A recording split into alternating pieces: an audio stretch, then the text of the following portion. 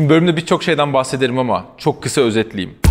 Şu hayatta çok başarılı olabilirsiniz, çok paralar kazanabilirsiniz.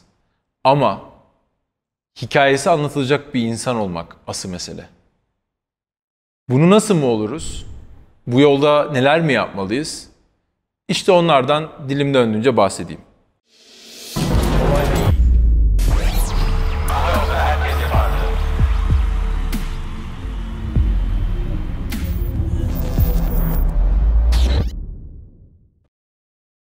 Klipsi kapatıyorsun ya.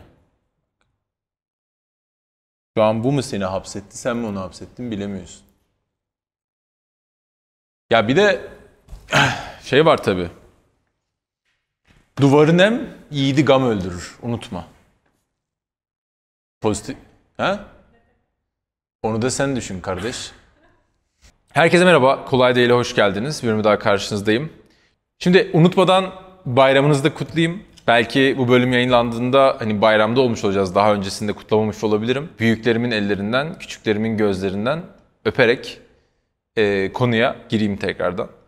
Şimdi bizim bu hayatta böyle hepimiz şunu yaşıyoruz. Bir şekilde işte kariyerimizde ilerliyoruz, daha çok paralar kazanıyoruz ama o para bize mutluluk getirmiyor. Daha fazla para harcıyoruz, harcamaya başlıyoruz ve sürekli bir tatminsizlik, sürekli bir mutsuzluk aslında peşimizden geliyor gidiyor. Bunun aşmanın en önemli yollarından bir tanesi verme kültürünü geliştirmek. Şimdi vermek ya da buna infak, dağıtmak vesaire birçok farklı kelime kullanabiliriz. Bunu yapmanın birçok metodu var arkadaşlar.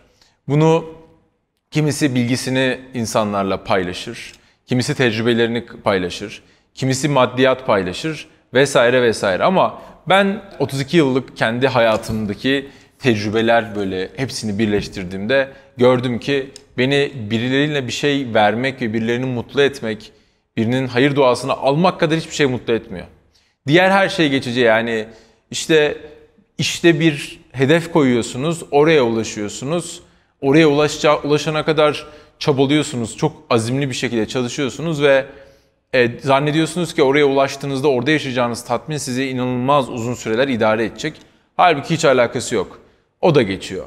İşte ne bileyim oturmak istediğiniz bir ev var, almak istediğiniz bir araba var vesaire vesaire. Bunların hepsine ulaşıyorsunuz sonra bakıyorsunuz ki yine çok bir önemi yok. Çünkü aslında bizi gerçekten mutlu eden şey nerede olduğumuz değil, kimle beraber olduğumuz, neleri paylaşabildiğimiz ve gerçekten birilerinin yüzünü ve gönlünü mutlu edip edemediğimiz. Bunlar böyle size çok manevi, çok uzakta duyulan veya ya ne diyorsun oğlum bırak bunları falan gibi gelebilir. Böyle geliyorsa naçizane tavsiyem hemen hani videoyu kapatabilirsiniz. Ama eğer dediklerim sizde bir karşılık buluyorsa, bir şekilde size rezone ediyorsa kulağınızda aa evet ya ben de bunları yaşıyorum ve burada belki bunu yaşamış biri var, neler öğrenebilirim diye düşünüyorsanız burada gerçek anlamda birilerini mutlu etmeye çabalayın.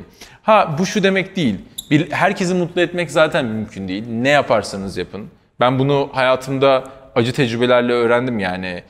Elimden gelen en iyisini yapmama rağmen bazı insanları mutlu edemiyorsunuz. Bazı insanlar takılmak istiyor yani belirli konulara ve bunu aşmanız mümkün değil.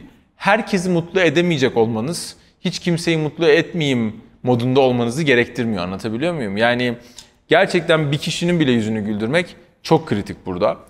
Bizim burada hani iş hayatında mesela ilerlerken konuyla beraber yapmanız gereken, en çok dikkat etmeniz gereken konulardan bir tanesi burada insanlara bir şeyler paylaşmak, desteklemek ki ilerleyen yıllarda ektiklerinizi biçebilirsiniz. Burada benim çok ilginç mesela ben hani 12 yaklaşık yıllık iş kariyerimde böyle ne ektiysem gerçekten biçmiş oldum. İnsanlara yarattığım yani insanların aklında, gönüllerinde işte böyle yarattığımız intiba, yaptığımız zamanda iyilikler ve doğru ya da yanlış hareketler bir şekilde her zaman karşımıza çıkıyor oldu.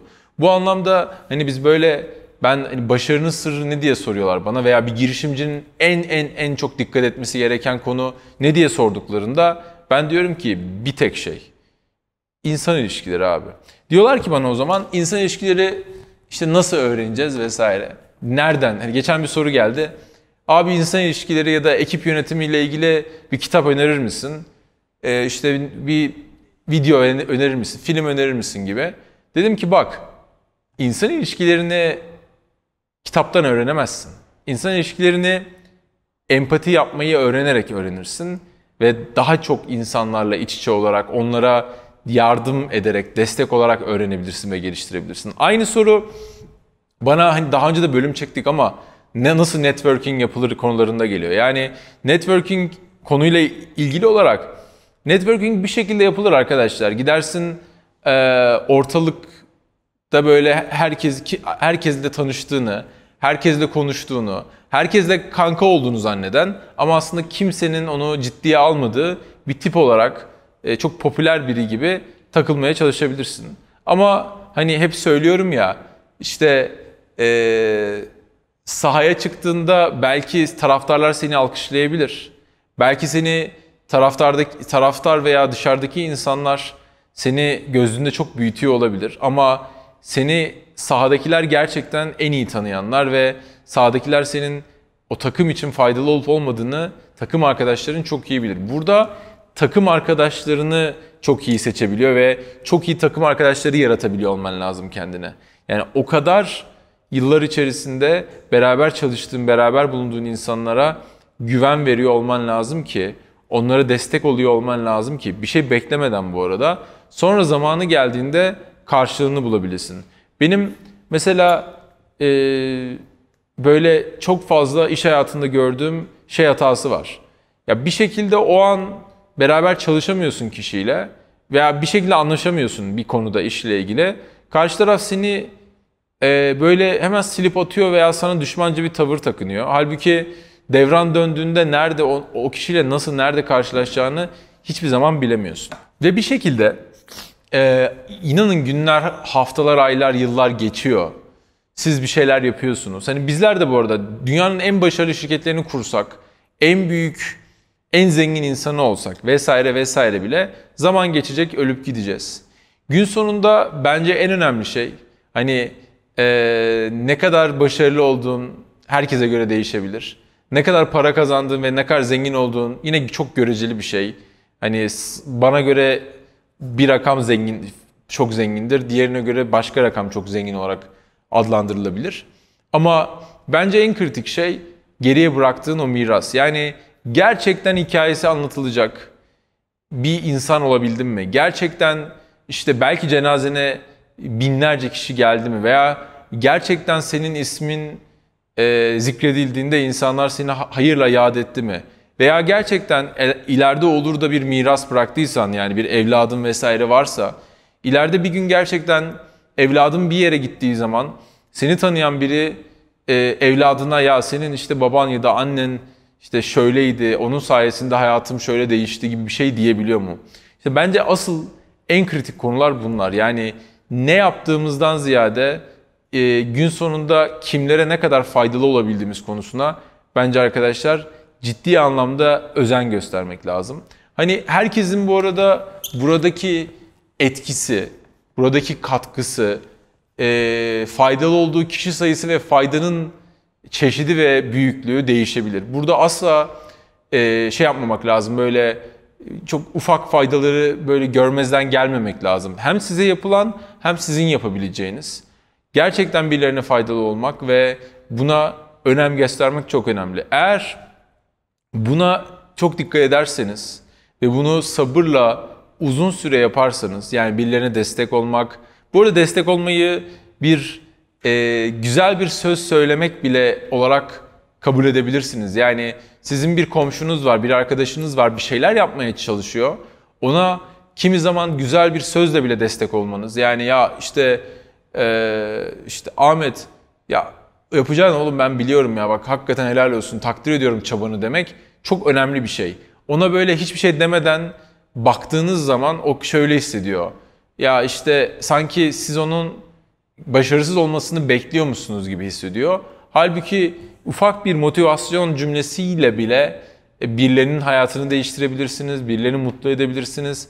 Ona sağladığınız bu katkıyla o insan çok daha başarılı olabilir ve ilerleyebilir. Siz bunları yaptıkça çok farklı bir etrafınızda kitle oluşacak. Sizin farkında olmadan insanlar hakkınızda çok farklı olumlu düşüncelere sahip olacak. Ve emin olun bunlar karşınıza er ya da geç güzel bir şekilde dönecek. Tam tersi de yine tam kötü şekilde karşınıza gelecek. Buna da emin olun. Hani ben mesela gerçekten böyle kötü reputasyona sahip insanları çok üzülüyorum yani. Hani Allah kimseyi o duruma düşürmesin. Böyle biriyle ilgili arkasından özellikle bir topluluk içerisinde yani işte o yaramaz adam, o şöyle böyle de dendiği zaman artık o topluluğun fikrini değiştirmek inanılmaz zorlaşıyor. O yüzden çok dikkatli adım atmak gerekiyor. Umarım faydalı bir bölüm olmuştur. Tekrardan bayramınızı kutluyorum. Bir sonraki bölümde görüşmek üzere.